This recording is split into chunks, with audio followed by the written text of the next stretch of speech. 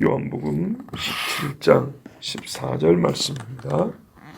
내가 아버지의 말씀을 그들에게 주었사오매 세상이 그들을 미워하여 싸우니 이는 내가 세상에 속하지 아니함 같이 그들도 세상에 속하지 아니함으로 인함이니이다. 아멘. 예수님께서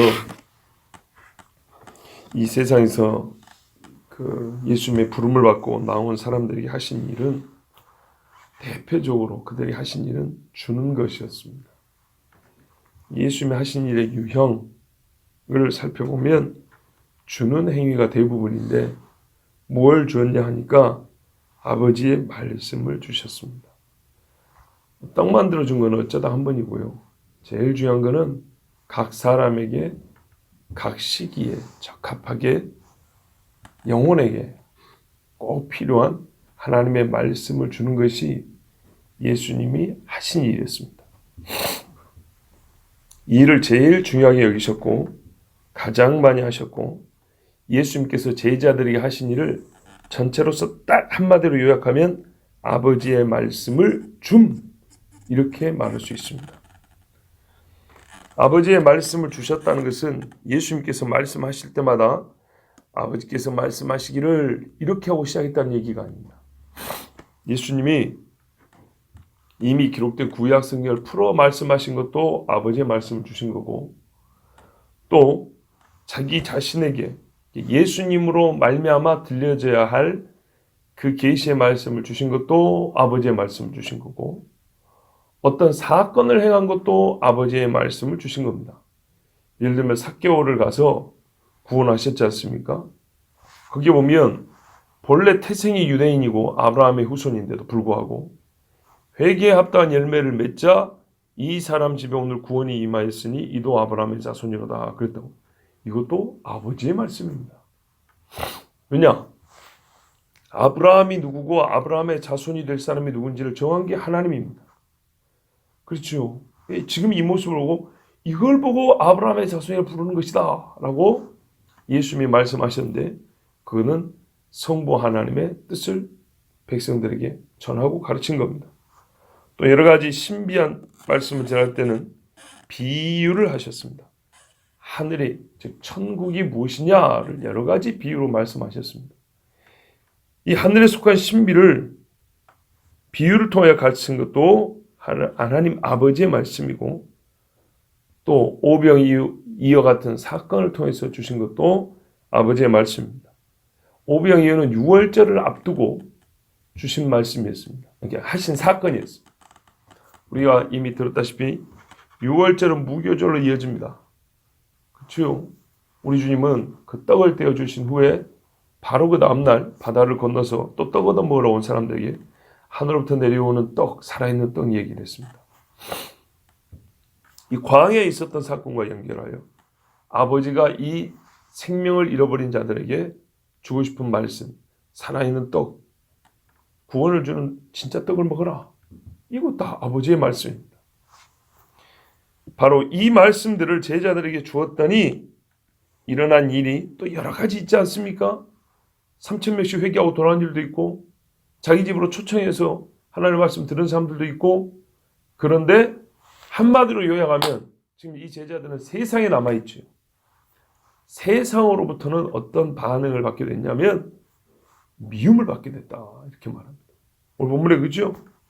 아버지의 말씀을 그들에게 주었사오매 세상이 그들을 미워하였사오니. 왜 미워했을까요? 자기들도 받고 싶은데 제자들만 받아서 시기하여 미워했나요? 그것이 아닙니다. 그들이 생각할 때는 이 세상에 들어와서는 안 될 것이 들어왔기 때문입니다. 아버지의 말씀이라는 것이 안 들어와야 되는데 저놈들을 통해서 들어왔단 말이죠. 예수 안 믿는 집에 한 사람이 믿었어요.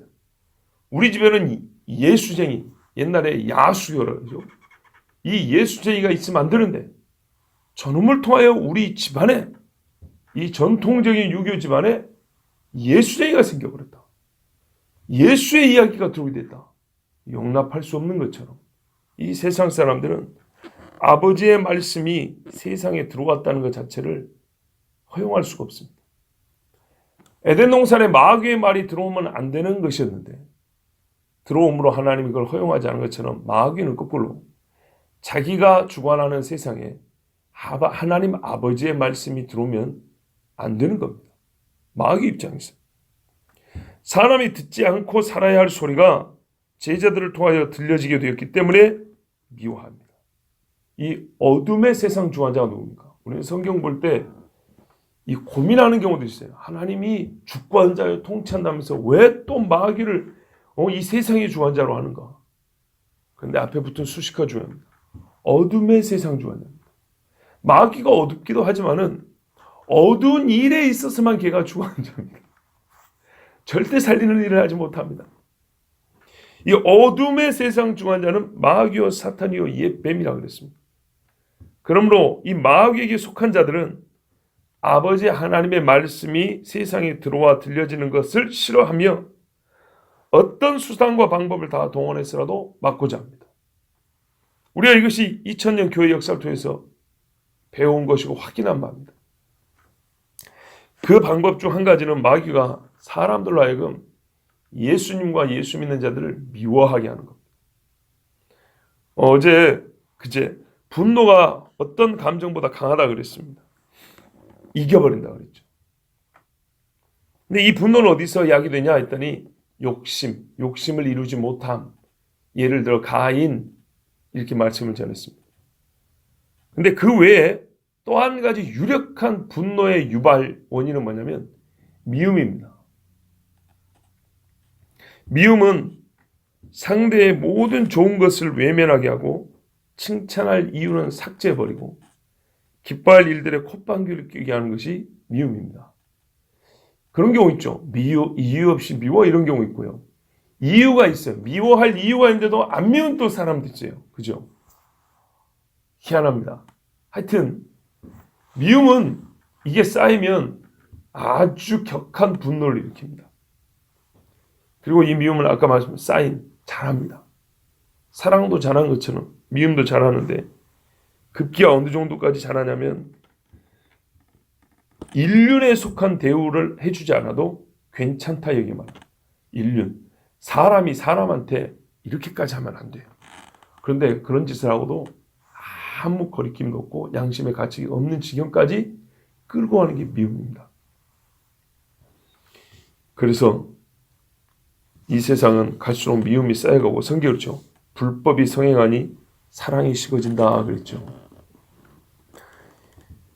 증오를 유발해서 사람을 처형하고 죽이기까지에 이릅니다.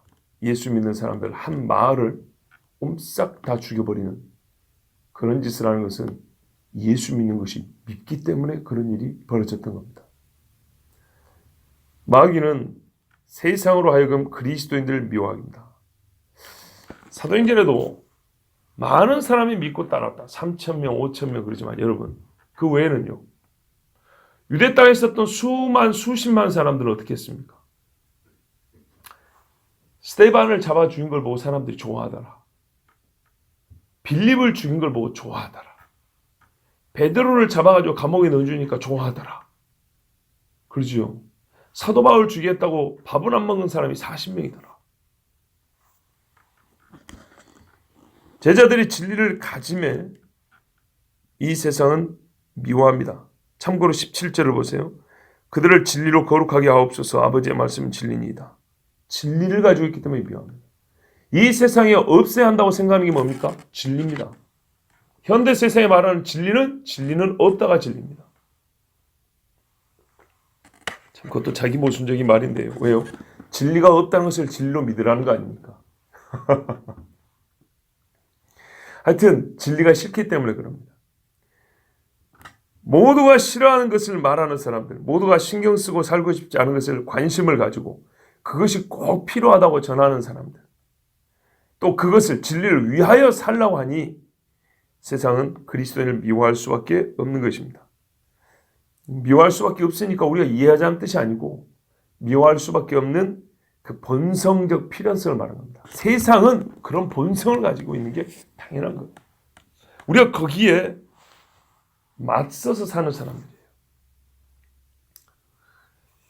이는 내가 세상에 속하지 아니함 같이 그들도 세상에 속하지 아니함으로 인함이니이다. 하나님의 아들이 세상에 내려왔으나 예수님은 이 세상에 속하지 아니한 자로 살면서 세상에 있는 자들을 정죄했습니다. 예수님은 언제 정죄했습니까? 구원하려고 했죠. 여러분, 바리새인과 사두개인들은 직접 정죄를 받기도 했고, 고라시나 벳세다야, 너희에게 행한 일을 내가 저기 소돔에서 했으면, 두로와 시돈에서 했으면 벌써 회개하였으리라. 유대의 땅이 말했어요. 심판 때 남방 여왕이 와서 너희를 정죄하리라. 이 말씀의 내용이 정죄가 아니면 뭡니까? 또 하나는 이겁니다. 예수님이 구원의 복음을 전했는데 안 들었죠. 스스로 정죄한 겁니다. 거부한 사람. 그래서 성경에는 이런 말씀도 있죠. 벌써 심판에 이른 것이니라. 그죠? 믿고 따른 자는 사망에서 생명으로 지금 옮겼고 거부하고 믿지 않은 자는 나중 받을 심판이 벌써 임하였느니라. 이렇게 같이 있는 겁니다. 예수님이 구원하려고 말씀을 주셨으나 대적함으로 스스로 정죄의 자리에 앉은 세상 사람들이었습니다. 만일 예수님이 진실로, 진짜요, 진실로 죄인과 세리의 친구로서 함께 죄악을 저지르는 자가 되었다면, 예수님의 별명 중 하나가 죄인과 세리의 친구인데요. 만약에 그들과 똑같이 죄를 저지르는 친구였다면 세상은 예수님을 미워하지는 않았을 겁니다. 저 양반 별 볼 일 없는 사람이네 이러지만 미워하지는 않았을 겁니다. 혹 그 잘못된 것 때문에 세상 법으로 범죄자로 여겨 처벌할 수는 있지만 전 세계 세상이 미워하지는 않았을 겁니다. 그런데 예수님이 그 죄인들과 함께 악행을 기뻐하며 함께 누리는 사람이 아니었고 거꾸로 진실로 그들을 사랑했기 때문에 같은 죄인이면서도 거들떠보지도 않은 그들과 밥을 먹고 떡을 떼우면서 죄짓지 마라 그랬습니다. 죄 가운데서 구원해 줬습니다. 그러면서 내가 너희의 친구라고 증표로 준 게 하나님 말씀이었습니다. 그랬더니 세상은 주님을 미워했습니다. 이 땅에 있어서는 안 될 자라고. 얼마나 훌륭한 일을 했습니까? 현장에서 가늠한 여인한테도 너 다시는 죄를 범하지 말라. 이렇게 말했지 않습니까? 얼마나 훌륭합니까? 이 사람들은 그 죄 짓는 여자 데리고 와서 돌로 쳐 죽인다 그랬죠. 그리고 끝이잖아요. 생명 끊고 끝이죠. 예수님은 살려주면서 죄 안 짓게 줬잖아요. 그런데 씩씩거리고 갔습니다. 그 사람들이 또 나중에 예수님한테 돌 던지러 모여들었습니다. 아버지의 말씀을 받은 자들은 예수님과 같이 세상에 속하지 아니한 삶을 삽니다. 세상 밖에서 산다는 것이 아니라 본성적으로 세상에 속한 것을 거부하며 세상에 속하여, 즉 세상의 종노릇하는 행위를 거부하며 하늘에 속한 자로 이 땅에서 살아갑니다. 그래서 성경에 말해요. 우리의 시민권은 하늘에 있는지라 그랬어요. 미국 사람이 한국에서 여행을 하고 다녀도 여권 색깔이 다릅니다. 그죠? 미국 시민권자입니다. 여러분 외국 나갈 때 보면 여권 색깔 다르죠? 우리나라 여권만 가지고도 이 뿌듯해지는 때가 있어요. 내가 대한민국 국민이라는 것만 갖고도 뿌듯해질 때가 있다고요. 그처럼 우리가 이 땅을 살면서 성경을 들고 다닙니다. 성경의 사람이다. 뿌듯하다고요. 옛적에 학교 다닐 때 이제 경찰들이 검문한단 말이죠. 젊은 애고 가방 들고 가면 보자 그래요. 신분증도 보자고 막 그러잖아요. 근데 일단은 가방을 열어보고 그리고 신분증 보자 그래요. 가방 열어보면 성경이 들어있으면 두 말 않고 그냥 가라 그래요.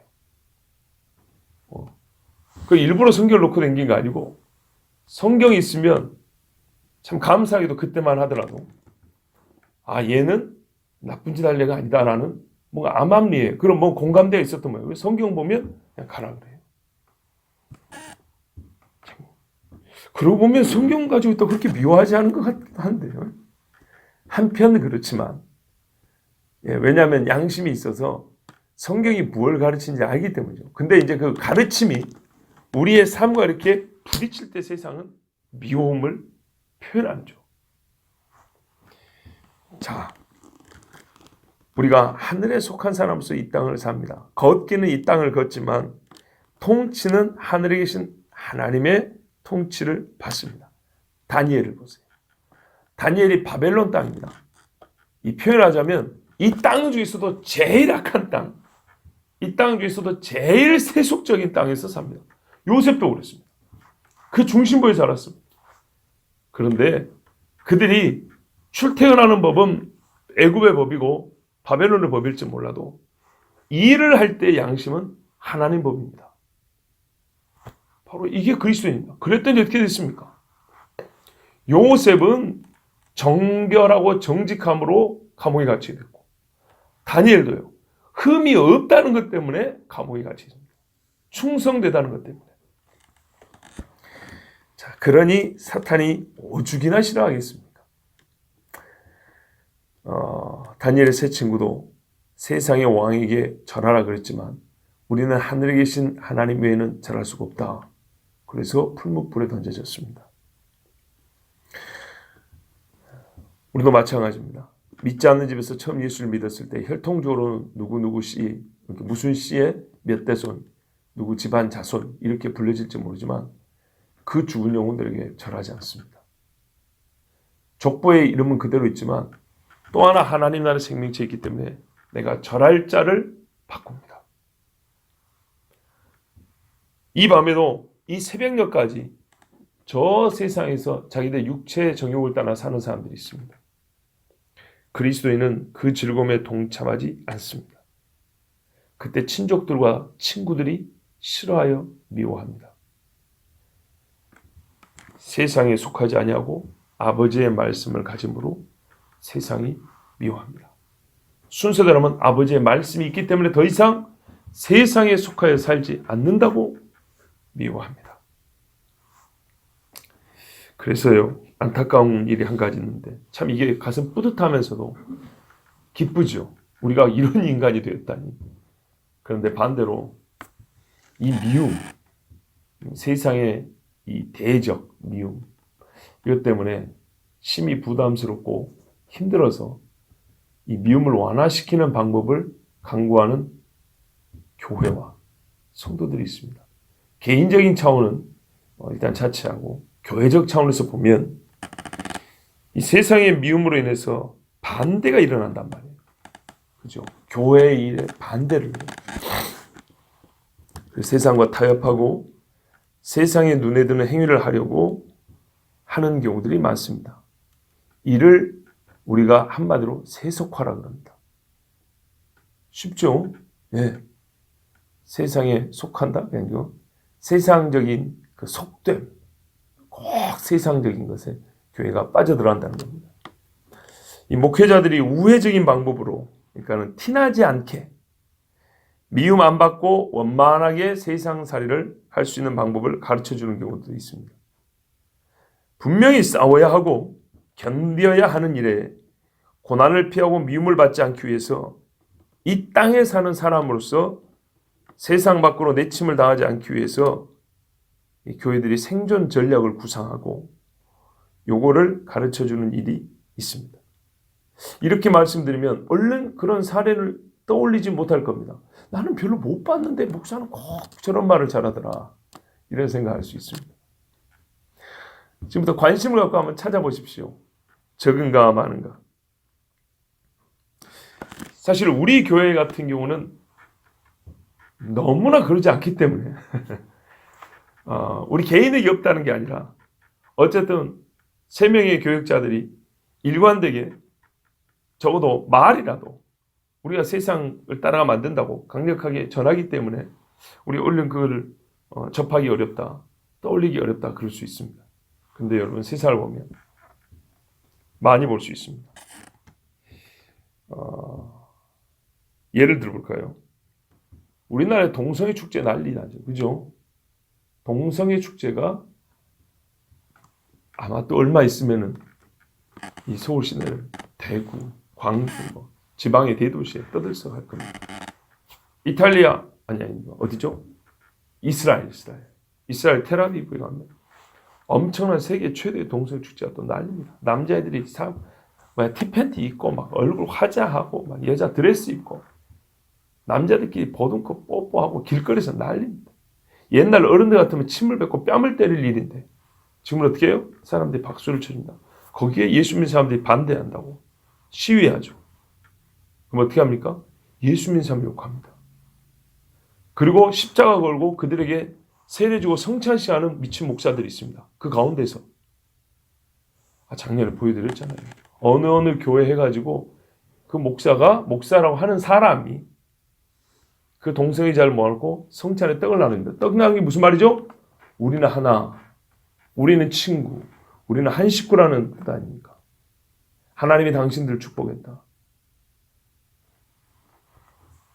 그런 류의 책들도 많이 나왔습니다. 지금 미국에서 오신 목사님들 계시는데 미국 교회 동성애자 목사 한 수 줍니다. 동성결혼 합헌이라는 대법원 판결을 오래전에 나왔습니다. 몇 년 전에 LA 연합감리교회에서 무슨 목회자들 모임이 있었는데 이 감리교회에서 미국에서는 감리교 큽니다. 동성애 목회자 받아주겠느냐 안 주겠느냐 안 주겠느냐 그거 가지고 막 토론도 벌어지고 무슨 방송 인터뷰도 있고 그랬습니다. 목사님 지금 어떻게 합니까?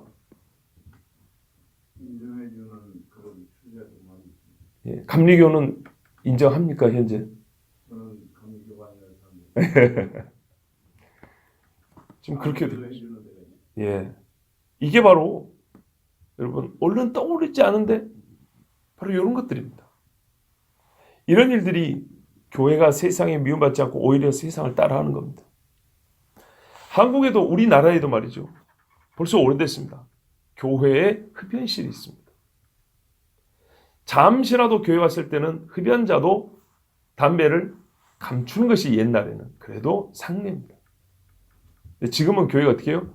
그런 사람들도 교회에 끌어와야 된다 해서 흡연실을 만들어줍니다. 그런 사람도 교회를 나오게 해야죠. 예수 믿게 해야죠. 그런데 여러분 흡연실을 만들어놓고 담배 피세요 하는 거하고 사람들이 옛날의 관념대로 그래도 교회 갈 때는 담배는 집에 놓고 가야지 이거하고 어떤 걸 가르치는 게 더 맞다고 생각합니까? 어떻게 해야 교회 와서 그래도 하나님 말씀 듣고 예수 믿기 그러니까 우리의 인간적인 생각입니다. 물론 성령이 주권적으로 하시는데 우리는 주님 주신 지혜를 최대한 활용을 해야 된단 말이죠. 어떤 방법이 더 낫다고 생각합니까? 흡연실을 만들어 놓고 교회에서 담배 피라. 어린애들이 뭘 불고 배울까요? 처음부터 교회는 세상 사람들이 교회만 오면 카페도 마찬가지입니다. 제가 정말로 미국이나 한국이나 현대교회의 세속화의 상징 중의 상징은 카페라고 말합니다. 진짜입니다. 카페가 밥 먹고 차 한잔 하는 것 정도, 서로 교제하는 정도는 카페라고 이름 안 붙여도 우리 식당에서도 다 할 수 있습니다. 그건 괜찮습니다. 충분합니다. 차 마시지 말라는 얘기가 아니에요. 카페라고 만들어놓으면 장사를 합니다. 장사를 안 하니까 세상 사람들이 끌어와야 되죠. 그래서 가요를 틀어놓습니다. 그리고 인테리어를 전 교회 층 중에 그 한 층은 세상하고 똑같이 해놓습니다. 똑같이. 현재의 세상에 유행하는 노래를 틀어놓고 옛날 어른들은요. 유행이 뭐예요? 교회에서 악기 피아노 외에 다른 악기를 다루는 것도 안 된다 그랬어요. 자, 그게 다 옳다는 게 아니에요. 시편에는 모든 악기를 동원해서 하나님 찬양을 했으니까. 근데 여러분 또 악기도 악기마다 좀 표현이 어울리지 않지만 영성이 있어요. 영적인 분위기가 달라요. 악기들마다. 근데 하여튼 이 한 층을 완전히 요란하게 꾸며놓고 세상 사람들 다 오게 합니다. 논리가 뭡니까? 이렇게 커피 마시러 오고 뭐 차 마시고 하다가 한층 더 있는 예배당에 올라가겠지. 한 명도 못 봤어요. 왜 그러냐? 교회 문턱을 낮추기 위해서라 그랬어요. 여러 번 말씀드렸지만 오늘 본문이 그러니까 한 번 더 말씀드릴게요. 교회 문턱은요 낮출 필요가 없습니다. 세상에서 들을 수 없는, 보세요. 아버지의 말씀 때문에 미워한다 하잖아요. 세상에서 듣지 못한 말씀을 처음 왔을 때 처음 들을 수 있는 곳이 교회야 돼요. 밖에서 시장에서 듣던 소리 교회에서 똑같이 듣고 이거 편안해 이게 아니고 불편해서 못 가겠어. 이래야 교회라고요. 예수님을 처음 만난 사람들이 떡을 먹을 때까지는 괜찮은데 이 떡이 뭐냐고 설교해 주니까 그때부터는 못 따르겠다 그랬어요. 이게 있어야 정상이에요. 학교만 진급을 해도 새 학교에 가기만 해도 그 어색함에, 군대만 가도 처음 내무만 해서 훈련소에서 첫날 밤을 자는 것, 이 어색함과 이 낯설음에 잠을 제대로 못 자고 적응하는 데 시간이 걸리는데, 세상에 지 멋대로 죄가 좋다고 살다가 마귀의 속과 살다가 아이고 내가 이대로 가면 지옥 간다는구나, 내가 예수님의 이 소리를 듣는데 이게 낯설지 않을 수가 있고 이게 충격이 안 될 수가 있습니까? 근데 세상의 방법대로 마치 무빙워크, 가만히 있으면 쭉 가는 거, 그것처럼 그냥 가만히 교회 누구 말 따라와서 문 앞에 서 있기만 하면 나를 자동으로 쭉 인도해 줄 것처럼 이런 식의 이미지를 만들려고 애를 씁니다. 그러면서 잘하는 말이 뭐죠? 부담 주면 안 돼. 부담 주면 안 됩니다. 성경을 읽어보세요. 부담을 줬는가 안 줬는가? 부자 청년에게 예수님이 뭔 부담을 줬는가 보세요. 사마리아 여인에게 어떤 부담을 줬는가 보시라고요. 베드로와 안드레와 요한에게 예수님이 어떤 부담을 줬냐고요. 네 사람을 낚는 어부가 되나니. 무슨 한 3년 10년쯤 간 다음에 그런 소리를 해야지. 마치 처음 맞선을 봤는데 남자가 여자한테 하는 말이, 처음 만났는데 나 돈 하나도 없으니까 네가 친정집에서 다 가지고 오고 나랑 결혼해야 돼. 이런 소리 듣고 남아있을 여자 있어요 여기? 예수님의 말씀은 훨씬 더 충격적이에요.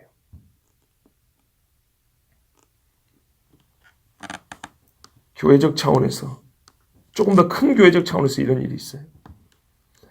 최근에 중국 정부가 성명서 같은 걸 하나 발표를 했어요. 세계에다가 알린 거예요. 공표한 거예요. 국가 차원에서. 한국의 모 선교단, 중국은 싫다. 너희들 중국에 상관하지 마라. 중국 교회 신경 쓰지 마라. 상관하지 마라. 막 선교사 파송하고 이런 거 하지 마라. 국가 정부 차원에서 한국의 선교단을 콕 집어서 비난하는 글을 세계적으로 공표를 했어요. 그런데 이 선교단 대표가 반박하는 글을 냈어요. 그런데 그 반박하는 글 안에 어떤 뉘앙스가 들어있냐면, 한국 교회 연합체들이 많이 있잖아요. 한국 기독교 연합도 있고 장로교 연합도 있고 목회자 연합도 있고 뭐 한국 세계 선교 협의회인가 위원회인가 뭐 그런 것도 있고 많이 있는데, 이런 교회 연합체들에게 그 글에 제가 들은 건데 은근히 비판을 했어요. 왜? 생각을 해보세요. 중국 정부가 지금 세계에서 강대국으로서, 이 약소국가에서 일하는 일은 잘 보도도 안 되는데 강대국으로서 교회를 대놓고 핍박을 합니다. 1억이 넘는 성도들을 대놓고 잡아들이고 핍박을 하고 있다고요. 그런데 이 나라 정부가 미국은 싫고 중국을 좋아하니까 그런지 교회 단체들이 말이죠. 조직들이 얼마나 많습니까? 즉 대표성을 가진 조직들이 얼마나 많냐고요. 그 수장들이 한두 명입니까? 서로 그 자리에 올라오고 싶어서 난리죠. 그런데도 교회 대표로서 중국 교회 당신들 그러면 안 된다. 그 신자들이 당신들에게 유익이 되지 해가 되지 않는다. 이런 말 한마디 안 하고 있단 말이에요. 들어보셨습니까? 시진핑이 대놓고 핍박한 게 2년 3년인데 우리나라 교회 대표 중에 누가 힘있는 교회 대표 목사가 설교 중에라도, 아니면은 무슨 장에 속하는 어떤 목회자가 중국 교회를 향하여서 쓴소리 한번 하는 거 들어봤습니까? 못 들어봤죠? 얼른 떠올리지 않는데 목사는 자꾸 그러더라. 아니요. 생각해보면 이런 일들이 있어요. 오죽했으면 이 선교단 대표가 그렇게 말했어요. 이 나라에 선교한다고 선교 조직들만 몇 개냐 도대체.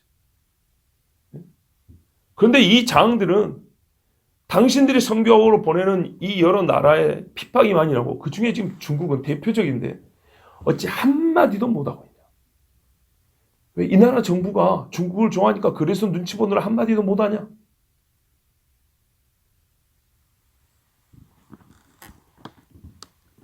보십시오.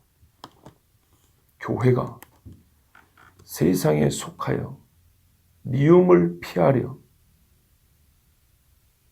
원만하게 둥그렇게 돌아오고 두리둥실 살아보고자 애쓰는 모습 보이시죠? 한 개인이면 개인으로 끝나는데 일개 교회 또는 교회 연합들이 이렇게 되면 솔직히 속이는 사람들 잘 모릅니다. 옛적에 이런 말을 든 적 있어요.